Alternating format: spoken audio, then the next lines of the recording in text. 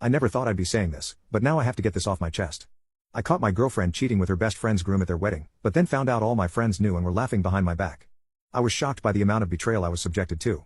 By my girlfriend and friends. But now I swear to take revenge on them. I never thought I would be writing something like this. The past week has been the worst of my life, and I need to get this off my chest. This might be long, but I need to explain everything. I met Kelly 3 years ago at my friend Mike's house party. I almost didn't go that night because I had a work presentation the next day, but Mike insisted, saying he had someone he wanted me to meet. That someone was Kelly. She walked in wearing a Star Wars t-shirt and immediately started debating with everyone about whether Han shot first. I was hooked. She was smart, funny, and seemed genuinely interested in getting to know me. We exchanged numbers that night and started texting. After a few casual dates, we officially became a couple. Everything felt perfect. We shared the same interests, had the same sense of humor, and our friend groups merged seamlessly. Mike and his wife Anna became our go-to double date partners. My cousin Rick and his fiancée joined us often. We had game nights with Tom and his girlfriend, movie marathons with Chris and Elle. It felt like I had hit the relationship jackpot. Kelly and Elle had been best friends since middle school. They did everything together, and Elle was thrilled when Kelly and I started dating. She said it was perfect because now her boyfriend, now husband, Chris, and I could be friends too. We all hung out at least twice a month, usually at someone's place for drinks and board games. Last year, Kelly and I moved in together. It seemed like the natural next step. I even started looking at engagement rings, thinking about proposing on our upcoming vacation to Hawaii. Everyone in our friend group was either married or getting married, and I thought we were headed that way too. Then came Elle and Chris's wedding last weekend. They'd been together since college, and everyone was excited about the big day. Kelly was the maid of honor, which meant she was super busy with wedding preparations for the past few months. She spent a lot of time at their place helping with planning, or so I thought. The wedding was at this beautiful vineyard about an hour outside the city. The ceremony was perfect. Elle looked amazing, Chris got teary-eyed during the vows, and Kelly gave a touching maid of honor speech about true love and friendship. The irony of that speech makes me sick now. During the reception, I was sitting with Tom and some other friends when I realized Kelly had been gone for a while. The DJ had just announced the couple's first dance was coming up, and I knew Kelly needed to be there as maid of honor. I texted her but got no response. After about 45 minutes of her being missing, I started to worry. I asked the other bridesmaids if they'd seen her. They all said no but didn't seem concerned. Looking back, their expressions were off, like they knew something but weren't telling me. I decided to look around myself. The venue was huge, with multiple buildings, including a wine cellar where they were storing extra drinks for the reception. As I approached the cellar, I heard voices. I recognized Kelly's laugh, it's pretty distinctive. Then I heard a male voice, Chris's voice. They were speaking quietly, but in the empty hallway, their words carried. "We need to get back before someone notices," Kelly said, giggling. "One more kiss won't hurt," Chris replied. "You look so hot in that bridesmaid dress." I stood there frozen, my whole body going cold. I wanted to burst in there and confront them, but something held me back. Maybe it was shock, maybe it was not wanting to ruin Elle's wedding day. I walked away quietly, feeling like I was in some kind of nightmare. About 10 minutes later, Kelly returned to our table like nothing had happened. Her lipstick was slightly smudged, but she quickly reapplied it. Chris showed up shortly after, straightening his tie and smoothing his hair. I watched in horror as he went back to Elle, kissed her, and led her to the dance floor for their first dance as husband and wife. Kelly acted completely normal for the rest of the reception. She danced, laughed, took photos with Elle, and played her role perfectly. I felt like I was going to be sick. We drove home in silence. She probably thought I was tired from the long day. That night, I lay awake watching her sleep peacefully next to me, wondering how she could do this. How long had this been going on? Was it just Chris, or were there others? I waited until morning to confront her. When I asked her where she disappeared to during the reception, she tried to play it off, said she was helping the wedding planner with some crisis about the cake. When I told her I heard her in the wine cellar with Chris, her face went white. Then came the tears and excuses. She swore it was a one-time thing, said they got carried away with the wedding emotions, that it didn't mean anything. She begged me not to tell Elle, saying it would destroy her friend's marriage before it even began. The whole time she was talking, all I could think about was how natural lying seemed to come to her. I couldn't stay in our apartment after that. I told her I needed space and went to stay with my friend Tom. That's when everything got even worse. Tom was acting weird when I told him about catching Kelly with Chris. He kept avoiding eye contact and changing the subject. After several beers, he finally broke down and told me something that shattered my world completely. Kelly had been sleeping with multiple guys in our friend group for the past year. It started with Mike, then Tom himself, then Chris, and even my cousin Rick. They all knew about each other. They had inside jokes about it. They would plan guys' nights specifically so Kelly could come over after I went to sleep. They would sit around at parties, watching me interact with her, knowing she had slept with half the men in the room. I'm writing this from a hotel room because I can't stand being in our apartment or at Tom's place. I haven't confronted Kelly about what Tom told me yet. I don't even know where to start. How do I tell Elle that her new husband is a cheater?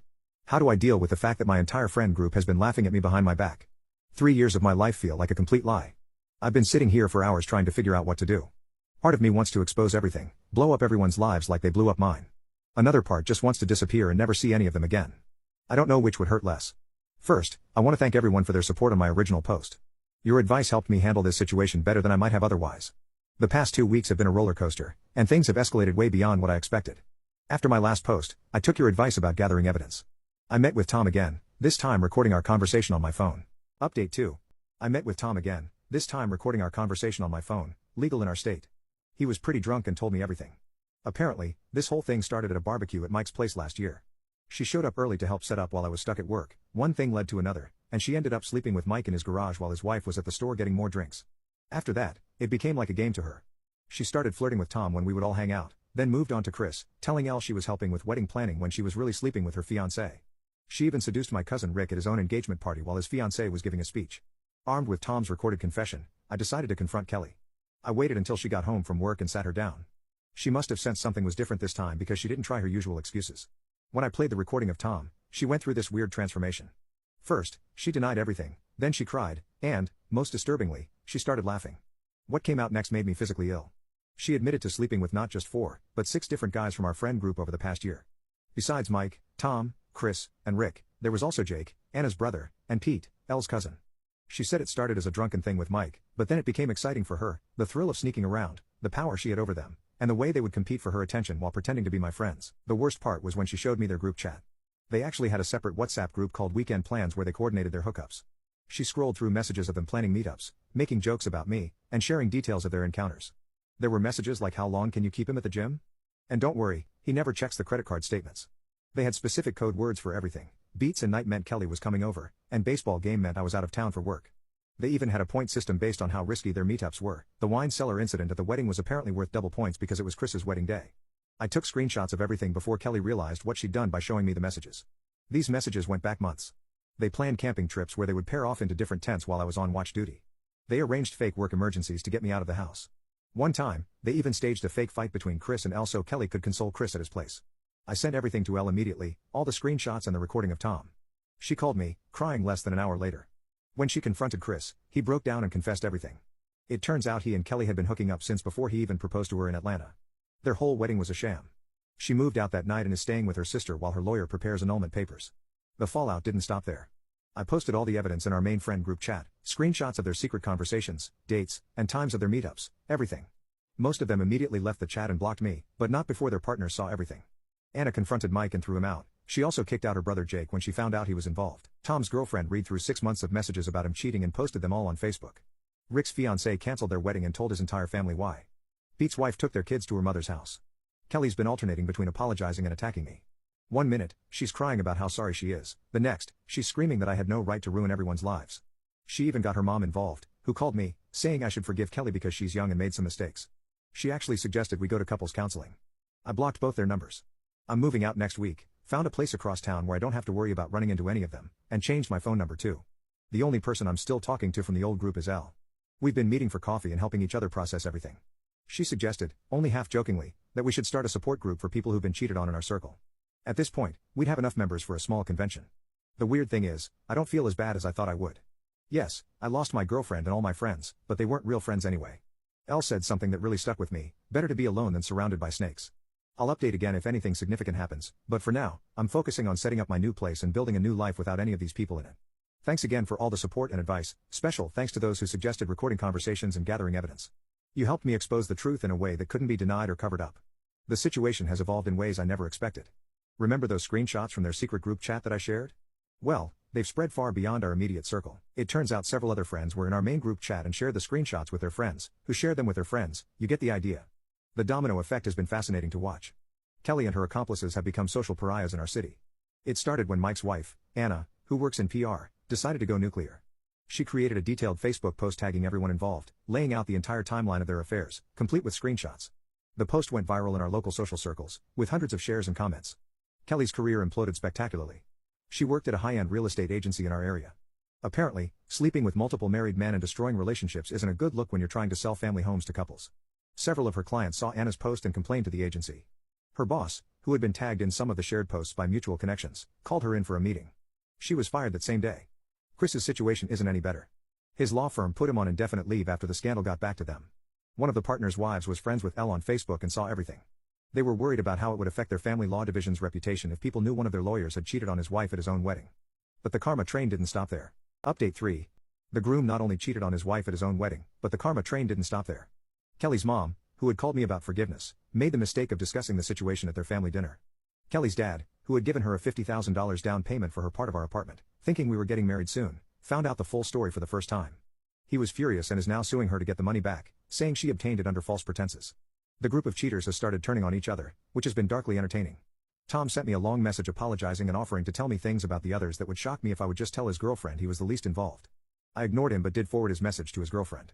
Mike tried to save his marriage by claiming Kelly had seduced him and that he was afraid to say no because she threatened to lie to Anna about him making advances. Anna laughed in his face and told him she'd found his burner phone with even more evidence of his affairs with other women. My cousin Rick showed up at my new apartment last week, crying about how his ex-fiancée won't take him back and his family is treating him like a pariah. He blamed Kelly for seducing him and ruining his life. I reminded him that nobody forced him to sleep with his cousin's girlfriend at his own engagement party, then shut the door in his face. Pete's wife has filed for divorce and is trying to get full custody of their kids, using his involvement in this scandal as evidence of his poor moral character. Jake had to move back in with his parents after both his girlfriend and his sister, Anna, kicked him out.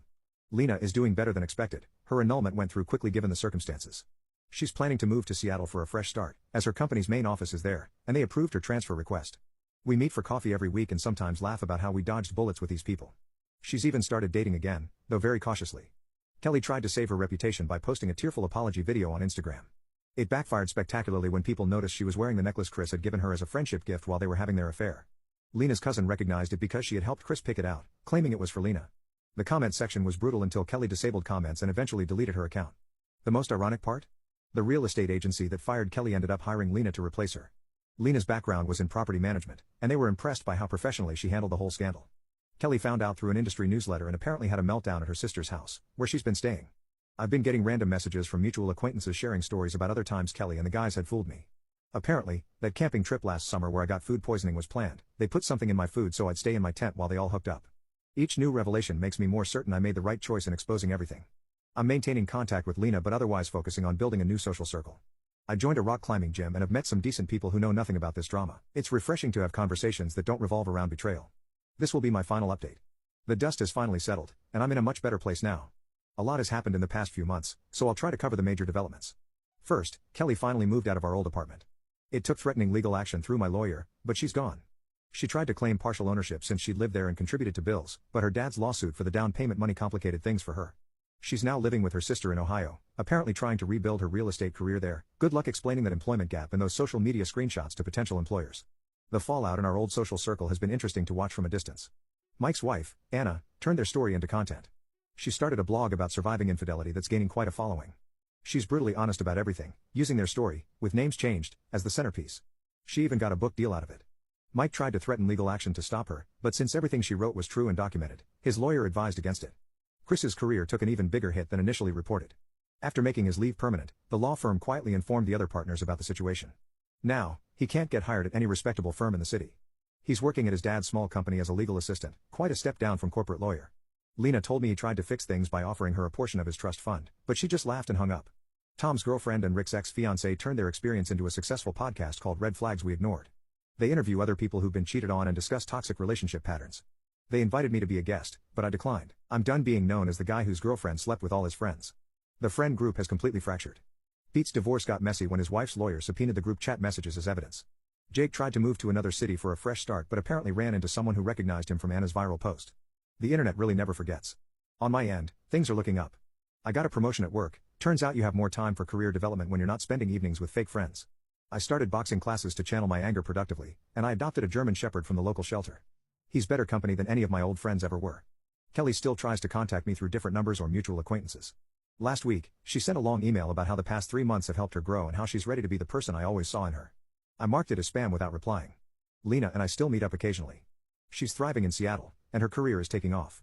Some people have suggested we should date since we both got betrayed, but we're not interested.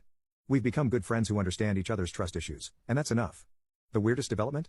Kelly's mom, who had called me about forgiveness, now regularly comments on Anna's blog about how she failed as a mother and what she should have taught her daughter about respect and loyalty. I guess some good came out of this mess after all.